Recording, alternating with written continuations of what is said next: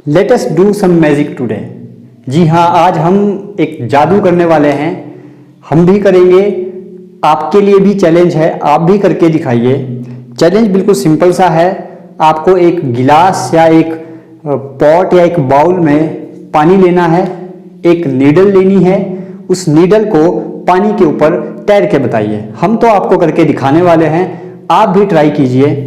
Caution, ये experiment experts की supervision में किया जा रहा है। It's just a joke. आप खुद भी घर में ट्राई कर सकते हैं। Late us do it. उसके बाद समझेंगे कि ऐसा क्यों होता है, कैसे हो रहा है। That is all about science. क्यों होता है, कैसे होता है, कब होता है। Late us do it. इस मैजिक को करने के लिए हमने लिया है एक बाउल। उस बाउल में क्लीन वाटर भरा है, एक टोंग, एक नीडल और एक दूसरा बाउल जिसमें हमने डिटर्जेंट वाला पानी भर रखा है। तो इस मैजिक को करने के लिए हमारे पास जो ज़रूरी चीज़ें हैं वो है bowl, clean water, detergent water, needle and a tong. मैं क्या करने वाला हूँ, मैं इस नीडल को पानी के ऊपर जेंटली फ्लोट करके आपको दिखाऊंगा।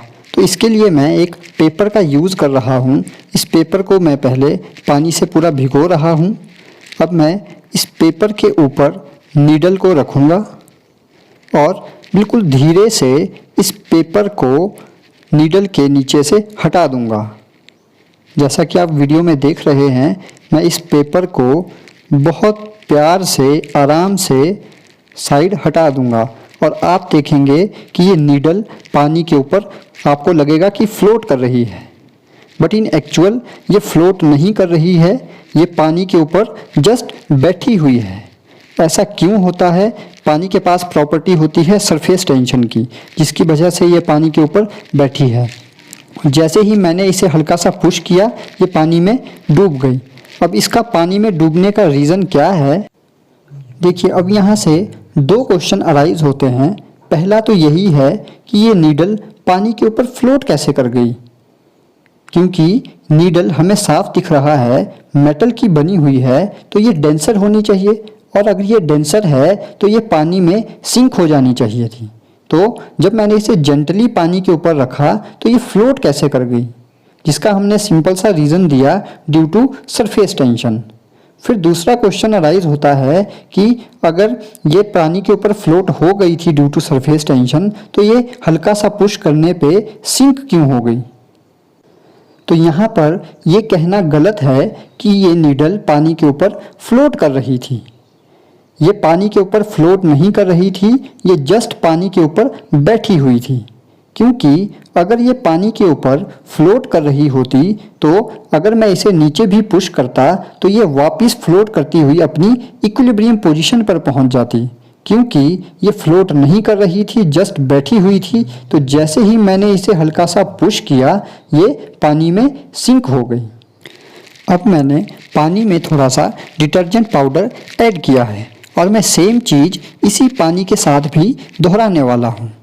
मैंने जेंटली एक पेपर को रखा, पेपर के ऊपर नीडल रखा और मैं जेंटली इस पेपर को बाहर निकालूंगा। लेकिन ये क्या, मेरे इस पेपर को बाहर निकालने से पहले ही ये नीडल सिंक हो गई। तो ऐसा क्यों होता है? तो हमने प्रॉपर्टी पढ़ी होगी कि अगर हम वाटर में कोई भी इम्प्योरिटी ऐड करते हैं तो सरफेस टेंशन डिक्रीज़ होती है। तो जैसे ही सरफेस टेंशन डिक्रीज़ हुई, ये नीडल पानी में सिंक हो गई। अब ऐसा क्यों और कैसे हो रहा है, आइए इसे आसानी से समझते हैं। आइए अब समझते हैं ये सरफेस टेंशन है क्या और कहाँ से ये सरफेस टेंशन किसी भी लिक्विड या फ्लूइड के पास आती है। तो जैसा कि इसके नाम से क्लियर है, सरफेस टेंशन यानी ये एक सरफेस फिनोमिना होगा। Tension means force, surface means on any surface, tension mean force, ऐसी फोर्स जो किसी सरफेस पर काम कर रही होगी, ऐसा फिनोमिना जो किसी सरफेस पर काम कर रहा होगा। और सरफेस से आप क्या समझते हैं, शॉर्ट आपको बता देता हूं। मान लीजिए ये मेरे पास कोई कंटेनर है जिसमें पानी भरा हुआ है, तो मैं सरफेस किसे कहूंगा, जहां पर दो मीडियम सेपरेट हो रहे हों, यानी ऊपर मेरे पास एयर है, यहाँ पर वाटर है, तो दोनों को जो सेपरेट कर रहा है दैट इज कॉल्ड सरफेस। तो इसको मैं बोलूंगा सरफेस, यानी जो एक सरफेस टेंशन का जो फिनोमिना होगा वो इस सरफेस पर काम करेगा। क्लियर है? इसके बाद देखते हैं कि सरफेस टेंशन किस किस फ्लूइड के पास होती है या ये आती कहां से है। तो ध्यान रखिएगा, surface tension is the property of fluid. ये किसी फ्लूइड की प्रॉपर्टी होती है, यानी हम सरफेस टेंशन क्रिएट नहीं कर रहे हैं, ये फ्लूइड के पास ऑलरेडी होती है ये प्रॉपर्टी। और यहां पर मेंशन करना जरूरी है कि कैसे फ्लूइड के पास, स्टैटिक फ्लूइड। ध्यान रखिएगा, जब भी फ्लूइड स्टैटिक होगा तो उसके पास ये प्रॉपर्टी ऑटोमेटिकली होगी, that is called surface tension. और ये कुछ नहीं, एक फोर्स है जो सरफेस पर काम करती है। तो जो हमने एक्सपेरिमेंट किया कि एक नीडल को जब मैंने क्लीन वाटर के ऊपर जेंटली रखा तो वो उसके ऊपर, मैंने बोला कि बिल्कुल बैठ गई थी, और जैसे ही मैंने उसे पुश किया वो सिंक हो गई। दूसरा केस हमने लिया था एक डिटर्जेंट वाला पानी, डिटर्जेंट पाउडर वाला पानी, जिसमें सिंक को रखते ही वो एकदम सिंक हो गई, यानी वो उसके ऊपर बैठी भी नहीं। तो ऐसा कैसे होता है? ये सरफेस टेंशन सरफेस के ऊपर आती कैसे है, इससे थोड़ा डिटेल में समझते हैं। मान लीजिए ये मेरे पास कोई कंटेनर है या कोई बाउल है जिसमें पानी भरा हुआ है।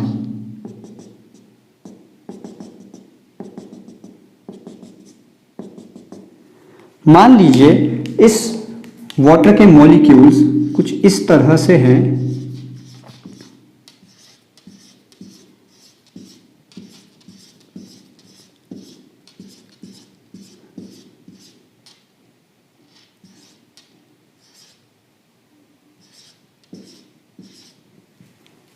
मान लीजिए ये वाटर के मॉलिक्यूल्स हैं, तो हमें पता है इन वाटर के मॉलिक्यूल्स के बीच में होता है intermolecular force of attraction.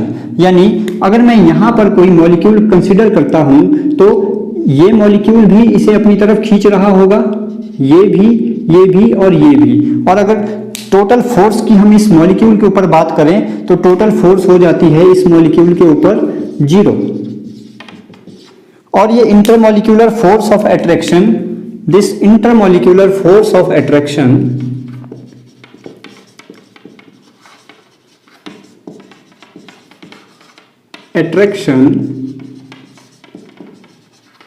is called cohesive force। इस फोर्स को फ्लूइड के केस में हम बोलते हैं कोहेसिव फोर्स।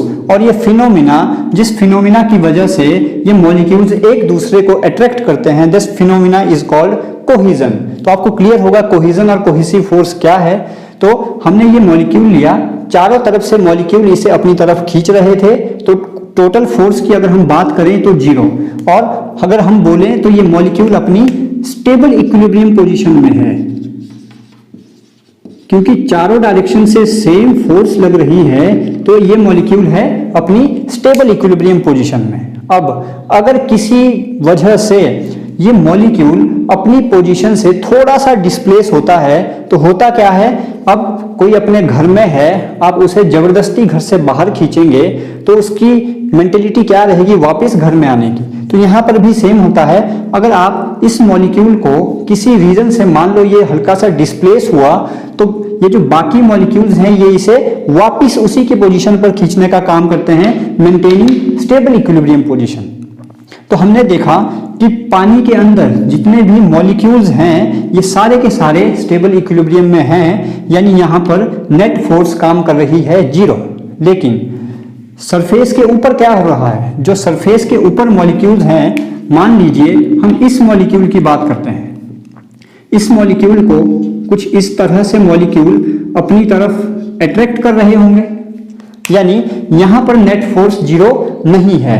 तो यहां पर होता क्या है, सरफेस के ऊपर ये जो मॉलिक्यूल्स हैं ये एक दूसरे के पास पास आ जाते हैं, यानी यहां पर ऊपर एक डेंसर रीजन बन जाता है, यानी एक लेयर क्रिएट हो जाती है, एक लेयर ऑफ हाई डेंसिटी। अब अगर आप मॉलिक्यूल्स को क्लोजली पैक कर दें तो उनकी डेंसिटी क्या हो जाती है, इंक्रीज हो जाएगी। तो जैसे ही ये मॉलिक्यूल्स एक दूसरे के पास पास आ जाएंगे, यहाँ पर एक लेयर या एक रीजन बन जाता है ऑफ हाई डेंसिटी। अब अगर आप इस लेयर के ऊपर कोई हल्का ऑब्जेक्ट रखते हैं जिसकी डेंसिटी थोड़ी कम है पर पानी से थोड़ी ज्यादा हो कि वो उसके ऊपर फ्लोट ना कर पाए, तो ये हाई डेंसिटी रीजन या हाई डेंसिटी लेयर क्या करती है, उस ऑब्जेक्ट को सपोर्ट कर देती है, यानी फ्लोट नहीं होगा पर उसके ऊपर आसानी से वो बैठ सकता है, जैसा हमने नीडल के केस में देखा। तो वहां पर भी वही हुआ था, पानी के ऊपर बन गया एक हाई डेंसिटी रीजन, एक लेयर क्रिएट हो गई और उस लेयर ने सपोर्ट कर दिया उस नीडल को। लेकिन जैसे ही मैंने उस नीडल को हल्का सा पुश किया, मैंने क्या किया, उस लेयर को तोड़ दिया। जैसे ही वो लेयर ब्रेक हुई, वो जो नीडल थी वो एकदम सिंक हो गई।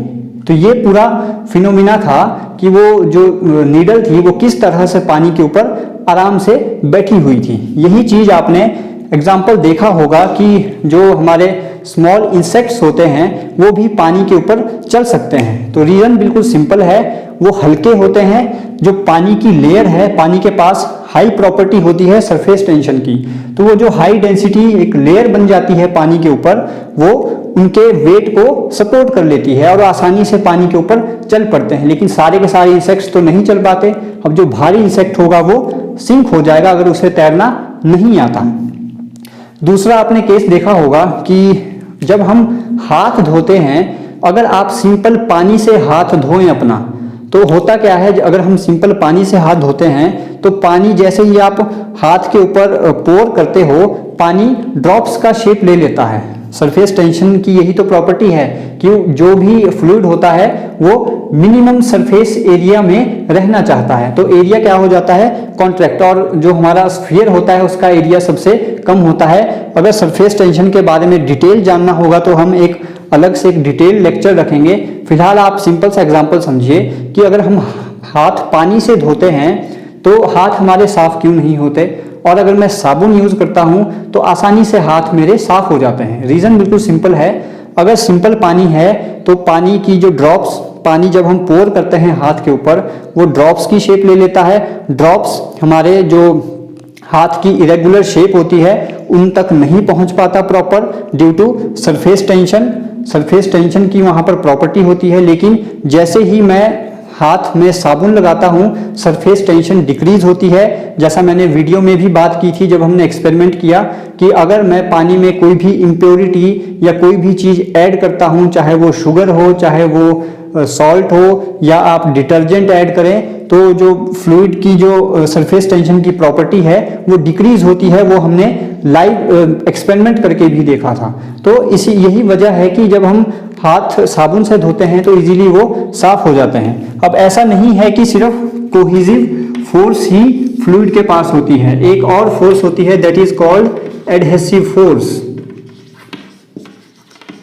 अब ये एडहेसिव फोर्स क्या होती है, कोहेसिव हमने बोला इंटरमॉलिक्यूलर फोर्स ऑफ अट्रैक्शन, यानी सेम मटेरियल के मॉलिक्यूल्स की आपस में इंटरेक्शन। लेकिन जब डिफरेंट मॉलिक्यूल्स की अट्रैक्शन हो, different molecules attraction of different molecules, जैसे मान लीजिए ये कंटेनर ग्लास का बना हुआ है, उसके अंदर पानी भरा हुआ है, तो पानी के मॉलिक्यूल्स और ग्लास के बीच में जो अट्रैक्शन होगी that is called adhesive force, and that phenomena is called adhesion. यही रीजन है, अगर आपने ध्यान दिया होगा तो ग्लास में जब भी हम पानी डालते हैं तो आपको ऊपर कुछ ऐसी शेप देखने को मिलती है, that is due to adhesion. Capillary का राइज और fall, that is due to adhesion और कोहेजन। दोनों में से अगर डिपेंड करता है कि जो आप यहाँ पर फ्लूइड यूज कर रहे हैं उसका नेचर कैसा है। तो अगर आपको ये सब जानना होगा तो हम एक डिटेल लेक्चर में कंप्लीट सरफेस टेंशन के फिनोमिना को और उसके एग्जांपल्स को अच्छे से समझेंगे। फिलहाल आपको अब क्लियर होगा कि जो हमने एक्सपेरिमेंट किया, एक मैजिक किया कि हमने नीडल को पानी के ऊपर फ्लोट बोलो या बिठा के दिखा दिया, और दूसरा जो पानी था डिटर्जेंट वाला उसमें वो नीडल नहीं बैठ पाई। रीज़न क्या था, कैसे ये सब होता है, हमने ये समझा। ऐसे ही और अच्छे अच्छे एक्सपेरिमेंट्स के लिए जुड़े रहिए हमारे साथ। चैनल को सब्सक्राइब कीजिए, वीडियो को अपने दोस्तों के साथ शेयर कीजिए। Thank you.